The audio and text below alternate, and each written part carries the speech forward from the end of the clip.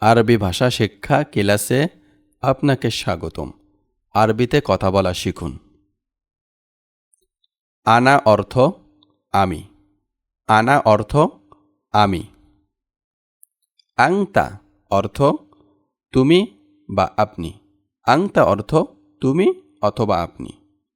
কিতাবুন অর্থ একটি বই। কিতাবুন অর্থ একটি বই। কুরসিয়ুন অর্থ একটি চেয়ার।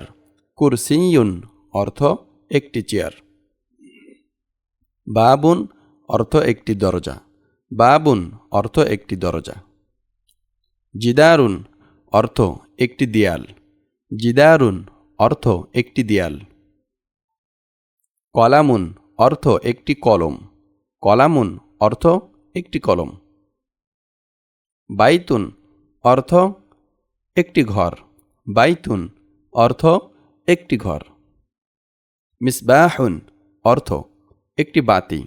মিসবাহুন অর্থ একটি বাতি।